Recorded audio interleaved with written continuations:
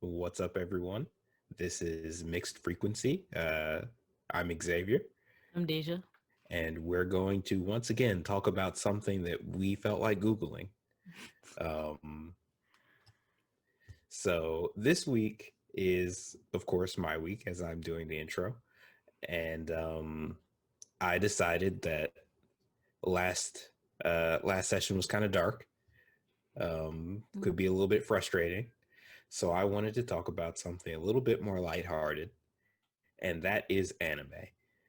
Um, so I don't know what kind of circles you run in, but anime can be kind of contentious. There's a lot of people who really like it, a lot of people who really hate it. Um, I believe that most people actually just don't have an opinion one way or the other, but I'm not sure just because of the circles I run in. I either know people who are on one extreme or the other.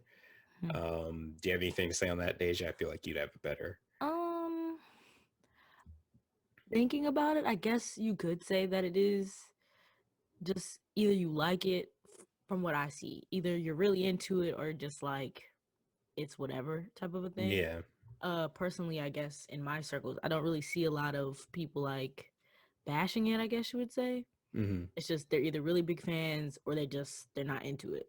Mm-hmm. So I guess that's Okay. accurate. That's what I'd always assumed, but again, I have no way of knowing, because I fall.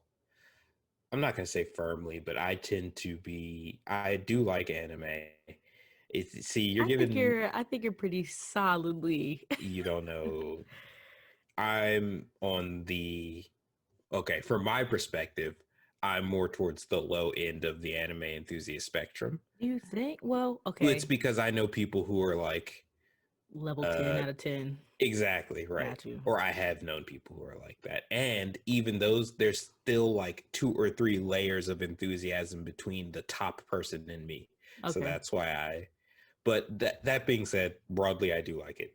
Um, Mm. so, with all that being said, as is normally the focus of our show here, I tried to target my research towards people who are in the don't really know or care too much about it area. Mm-hmm. And I actually learned a whole lot. Did you? So let me go ahead and start. So basically, my pitch was that I was going to explain what anime is to people who don't understand it or watch it, and explain why I think you should at least give it a shot. Um, so to that end, I decided the best place to start was to point out what the actual difference between anime and Western media is. Okay. And before Because you start, I just want to make a point to the listeners that I'm not, as far as I guess on this scale, if we're doing, I don't know, 0 to 10, and mhm, where you place yourself on that? put If you're at, myself at about a 7, I think. okay, if Xavier's at about a 7, I'm at like a 5.5. And it's not that I'm not interested, because I've definitely like, I've watched enough. I'm just, I'm like a baby anime person. Like I'm easing into it. A Just wanted to make neophyte. that clear that like, yeah. Oh, just get our biases out there Yeah. ahead of time. Okay. So what was I saying? How is it different from Western media? Because Okay. anime is, um, it's one of those things where you know it when you see it, but like you're not exactly sure. And you might not, you only know it when you see it once you've watched a few, because like I'm going to talk about in a couple seconds, it's very easy to be watching an anime and not know it. Mm-hmm. But once you know what an anime is, you can pick it out. Like there's a difference between an anime and a cartoon. Okay. Um, so first things first, definition of terms. When I say anime, in English speaking countries, generally anime means animated media from Japan. Usually two-dimensional. Sometimes like 3D movies will get lumped into that anime category too because of the tropes and the writing and Mm-hmm. so on and so forth. But typically it's 2D animation from Japan. That's anime to us. While I was doing my research, I found that unsurprisingly, In Japan, apparently anime is just anything that's animated. So Okay. like if we were watching it, let's say SpongeBob had been made in Japan, that would Mm-hmm. be anime. Even if there were no differences besides like It was the made in fact that Japan. exactly they Right. would still call it anime. Okay. Got you. Um and based on what I was seeing, even if SpongeBob, let's take it as it is now, made in America, Mm-hmm. if it were imported over there and they were watching it, they might still call that anime. Okay. But again, But for I the didn't purpose of this, we're going from like the uh from the English the English. definition, yeah, which is animated media from Japan. Got you. So whether you like anime or not, chances are actually pretty high that you've seen at least one. If you aren't an anime watcher, the best example, if you aren't an anime watcher and you're about my age, within a decade, I Your would age say is what? Because everyone doesn't know what your age range is. mid 20s. Okay. Um, Within a decade. So anywhere from actually probably even lower than that. If you're my age or younger, then the best example that I could probably think of is Pokemon. Okay. Everyone Pokemon's knows what. considered Okay. Yeah, you Yeah. don't remember the. I mean, the game is obviously not an anime, but the show. Yeah, I You remember know, the show. I just that Pokemon was created in Japan. yes. Okay. I think that's the disconnect. Growing up watching it, I just assumed because I was seeing it that it was created. Hmm. Right. Okay. And that thing that you just experienced happens a lot. Okay. Like, so the next thing is, and just for those who may or may not be following what Pokemon is for whatever reason, if you've seen Pikachu, you know what a Pokemon I is. just feel like if you don't Like, know what Pokemon is at all, where have you been? you're not alive. You know what I mean? How would you miss it because it was such a big thing? But you never Yeah. know. Sometimes people just miss things. I talked to someone once who had no idea what a Super Saiyan was. Had just Okay. never heard I of it. think it is almost 10 times more likely that somebody has no clue what a Super Saiyan is versus Pokemon. You know what I You're mean? probably right, but still, like Dragon Ball Z It is, takes a lot of effort to not know. Yeah. yeah, Yeah. exactly. Um, so moving past that, if you're older than that age bracket I just described, so let's say you're mid 40s or older, you might recognize Astro Boy, Speed Racer, Voltron, or Kimba the White Lion. So a funny story about this is when I was talking to my dad, um, our dad, I suppose. um, Just maybe. I was talking about doing this episode, and he was like, "Okay, that's interesting. I don't know anything about anime." And that's when I hit on this point because I was like, "No, Dad, you've seen an anime. I know you've seen Speed Racer." And Right. we had just never even made that connection. And part Mm. of the reason for that is that at the time, that same thing that happened to you, you're seeing it, you're in America, and you have, especially if you're young, Mm-hmm. you you have no reason to assume it's anything different from any other Yeah. cartoon. Very small world scope at that Yeah, point in time. So, absolutely. It's basically you in that living room. yeah. um, so for those of us who are younger and have never heard of Astro Boy, Astro Boy is the story of a young boy who is killed in a car accident, which leads to his transformation into a cyborg. While Speed Racer is the story of a young boy whose brother is killed in a car accident, which leads to him being transformed into a race car driver. um, and I mean, I knew about Speed Racer. I feel like most people have at least heard of Speed Racer. Mm-hmm. I heard about Astro Boy later, but I just felt the need to explain those two because even though they're like a big deal historically, they're not Mm-hmm. really around anymore. Um, so with all that being said, if you've seen an anime, you can instantly tell that like you're watching something that's a little bit different from a regular cartoon. Mm-hmm. And so because of that, I wanted to talk about the ways that anime tends to differ, like the specific points that makes it different. Okay. So let me go to my list here. Um, so number one is that anime has its origins in limited animation. Um, as opposed to everything else we're going to define as full animation. Okay. Um, so now I have to actually explain what that means. Yeah. Because So this split between limited and full animation, and please bear with me because I'm gonna get there, I promise. It happened in the 60s, and that's really relevant because that is right at the beginning of anime coming into being. So things like, if I remember correctly, Disney was like the 30s or the 40s. Um, my point is things like Disney, like animation in general, is older than anime, if that mm-hmm. makes sense. Um, so with anime being based in limited animation, it's at like the core of anime. So it's a founding principle.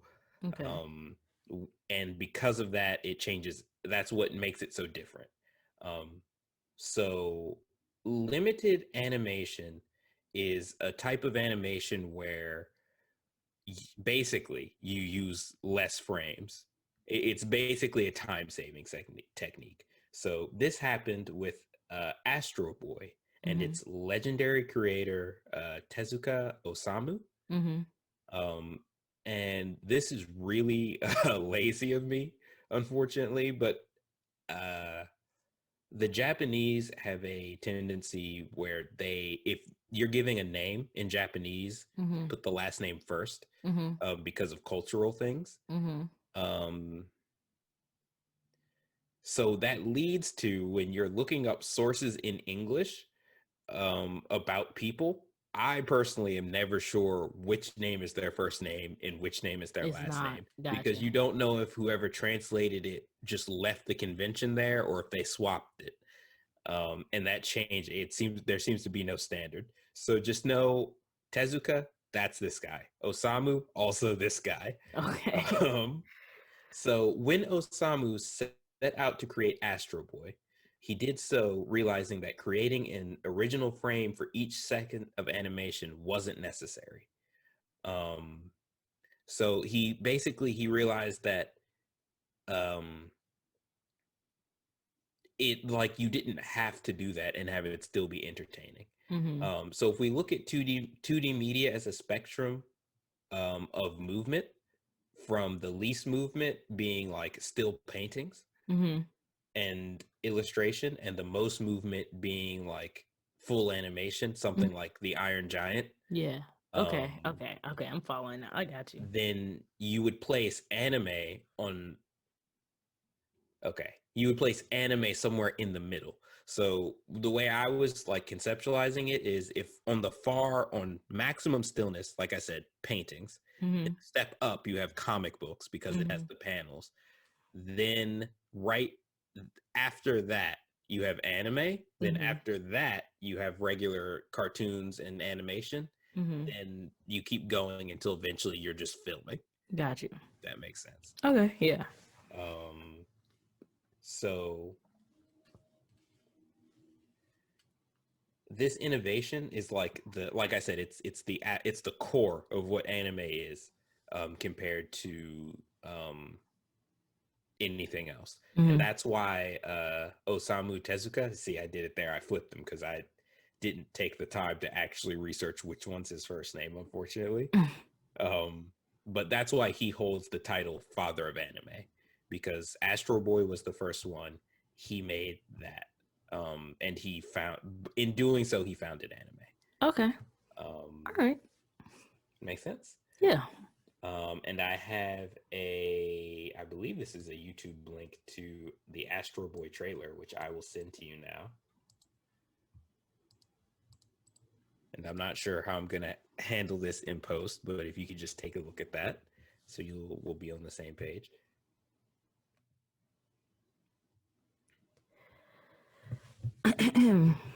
You're still seeing me, right? Yeah, and just Okay. go ahead and describe what you're seeing there. Okay, hold on. Oh my. Can you hear that? I can, Sheesh. yeah. Okay, so there's a boy. He's a robot. He's like flying across the screen. It looks like have you ever seen like the old school like Mickey Mouse? Mm-hmm. That level of animation. Mm-hmm. He's He's flying around. There's an extremely like square-faced man. I'm assuming the villain. The frame there, it's moving so fast. I don't know, he's flying around. He's lifting up a ship right now. He's doing a whole lot of like hero work. Mm-hmm. He's fighting an orca whale, black and white. But Mm-hmm. I assume that. It kind of jumps a lot. You know what I Yep. mean? Mm-hmm. It's very like choppy. Like Yep. he And that's the seems limited animation at work because they're okay. not animating every single frame of his movements. They're skipping stuff. Got you. Um, Yeah, because it's definitely like jumping. Like he's doing one thing and then it'll like almost like a cut yeah. and And he's he's doing doing something something else. else. Yeah. Another thing that they use often with limited animation is really what it boils down to is it's time saving techniques. Mm. Um, and this is part of the reason that anime caught on in the first place because it became way cheaper and way easier to actually make anime because of these techniques. Got So you. another thing they'll do is they'll reuse frames that they've used a whole lot of times. So have you ever seen any Dragon Ball Z? Yeah. Mm-hmm. Okay, so you know the when they start fighting, sometimes they'll fly in the sky and it'll just be them like wailing on each other for like 30 seconds or so. Mm-hmm. What they'll do is they'll take like maybe 2 seconds of that and they'll just loop that a couple of times. Oh, I And that's see. why they do that all the time. The other thing they'll do, this is something else they do in Dragon Ball Z, is instead of actually showing the action, they'll do the thing where like you can't see them moving and it'll just be little like bursts, like little explosions Yeah. happening in the sky, and it'll cut to someone else going, "Oh wow, it's so crazy what's going on." But like Whole time that's it's part of nothing. It's nothing going on. it. Exactly. Okay. Another thing for again our non-existent older viewers is like they'll zoom in on someone talking Mm-hmm. and they'll just play that. Like instead of showing all this stuff happening, it'll just be a close up on the face and the Mm-hmm. mouth moving, Mm-hmm. and that saves time because all you have to animate is the mouth. The mouth, right? Now, one of the things that happens with that is back in the day they hadn't figured out all the dubbing techniques that they have now, and Yikes. Japanese is way like sometimes it's way lengthier than English is. So Mm-hmm. if you ever watch an old episode of Speed Racer, they're talking so fast. It's because they have like 4 seconds to get a 10 to get like their whole thing out In that, like, yeah, in to that try to little match window. the. I think I said that backwards. English is wordier than Japanese. So like it'll be like they have 2 seconds and they have to say like a paragraph and a half. That's Um, crazy. Also another thing that happens is hey, have you heard of the ah? Like the noise they make, Yeah, in like Speed that's Racer. the like reaction noise, right? Yeah, Yeah. because Speed Racer is really infamous for that, Mm-hmm. and limited animation is part of the reason that happens. Is because they have to fill something, and it has to be like it has to show that something is happening, so you get that reaction all the time. Okay. Um, so, like I just said, the major consequence of this change is that anime is created in a way that saves both labor and time, making the cost like comparatively low compared to Golden Age cartoons. And at the same time, it established a really distinctive look and feel. Okay. Um, so this leads us to the second major distinction between American cartoons and anime. Anime is typically adapted directly from Japanese comic books, also known as manga. I believe manga is the correct pronunciation, but you can say either, at least when you're talking to me. Um, so part of the reason that Osamu was able to establish the limited animation style is that he adapted Astro Boy into an anime from the first ever manga, which is also Astro Boy, which he also wrote, Right. making Osamu not only the father of anime, but also the father of manga. My goodness. Um, he was also a PhD holding doctor of medicine. In case you Because were keeping of score, course he was. Why wouldn't he be? You know what I mean? um, And so at that point in my research, I went down like a tiny rabbit hole and started looking into like the other stuff that he did. Mm-hmm. So I want to point out here that he's also the creator of Kimba the White Lion, which is another incredibly popular anime, and Dororo. Dororo? Um, Dororo is again a legendary tier anime. Well, I think it was a manga at the time, but it's like a cultural icon. It's like a historic work. Okay. To the point where it actually recently got an adaptation into anime. Okay. Okay. So that's just a little Easter egg for any anime viewers watching this. This guy single-handedly just invented an entire type of media and changed the media landscape forever. Um, Wow. because I guess being a PhD holding doctor wasn't interesting It enough. wasn't enough. Um, so moving on from Osamu, the god of all of modern animation, apparently. Um, as time went on, the foundations that limited animation set for anime led to certain characteristics that have become hallmarks of the medium, Oh, even as the limited animation techniques started to get left behind. okay. Um, so less frames in the animation style meant that characters design became more important because a lot of the communication that happens in media was now shifted onto that, and to compensate uh, for the lack of like frames. Mm-hmm. um and so what that led to was way denser character designs compared to uh any Western media. And again, if you have seen anime, you know what I'm talking about. But if you haven't, just trust me and Google like anime characters, and you'll start to like. This is why when you see an anime character and you're not an anime watcher, they look so crazy. Like they look wild. That's why their hair is all over the place. Mm-hmm. Why sometimes they'll have like hundreds of belts on. Like it's just they're not moving around as much traditionally. So this is just what they look. It just character designers went hog wild. Um, What, and what kind of phrase is that? you've never heard hog wild? No, no. You know, like a wild hog. I mean, I Okay, get. we'll do a pigs episode. um, so to this day, anime characters remain more complex and unusual when compared to their Western counterparts. For the Yeah, most part, there's starting to be like some bleed over nowadays, but like, it's not much. I think yeah, I could still say, like, from the little bit that I've seen, they're still pretty like distinct. I yeah. think. Which, you know, it's a thing. Some people, again, some people hate it.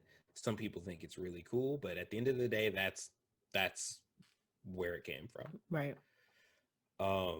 Excuse me. So another thing that got carried forward is breaking from fluid or full animation caused a simultaneous break from realism, right? Because if you don't have the same amount of frames, you can't focus on making something move in a way that looks real, Mm-hmm. because it's going to look kind of choppy no matter what. But even as the limits on frames were removed, it seems like the willingness to animate in ways that seem unrealistic stayed. So what we ended up with is action scenes that are fluid but Mm-hmm. still unrealistic, which is why anime has crazy over the top action. Okay. Um, and lastly, limited animation led to lots of still images, which in turn led to many opportunities to turn media into products. Because you're looking at like a poster Right. essentially. Um, and this I think is part of the reason why it caught on in the first place, because it makes anime a marketer's dream Yeah. essentially. So if you want to Profitable. sell product, you want anime to be popular. And to this day, anime has a thriving culture that revolves around purchasing, or what I would call a consumer culture almost. Mm-hmm. So as an example, for traditional media, if you have a show that you watch, let's say Breaking Bad, Okay. you watch Breaking Bad, maybe you buy the DVD. maybe, Okay. right? For anime, you watch the show, you buy the DVD, you buy the Blu-ray, you collect all the volumes of the source manga, and maybe you pick up a few figures of your favorite characters while you're out, That's which is crazy. Cause in my, when you said that, my first thought was I jumped straight to like just buying the like action figures or whatever. mhm. So because of the type of frames, basically, people Well, buy. well, no, that I don't think that's like, how do I put it? I don't think that's why people buy them, but I think it's what made anime become so geared towards it in the first place. So like, and I think part of this has to do with it's in combination. So I have this listed in A, B, and C. Mm-hmm. So this is point C, and I think part of this happens because of part A as well, because the character designs are really bombastic, Okay, and you're yeah. seeing standing there all the time. So like, I feel like it's easier to make that connection from that to, oh, a statue of this Mm-hmm. would be cool. Because like, when do you ever see a statue of like, I don't know, what's a popular Netflix show? Let's stick with Breaking Bad. Breaking Bad. Yeah. When do you see a statue of like Walter White? Like, I'm sure they're out there, but it's not like a big Not deal. a comment, All yeah. right, it's closer. I'll put you this way: the way anime culture works is much closer to comic book culture than it is to like any other kind of TV show. Okay. These characters become collectors items, and again, like I said, anime, almost all anime is based on manga, and there are usually differences between the two series. So if you really like a show, it sells the manga as well. So Mm-hmm. it's just this loop of spending that Yeah. happens.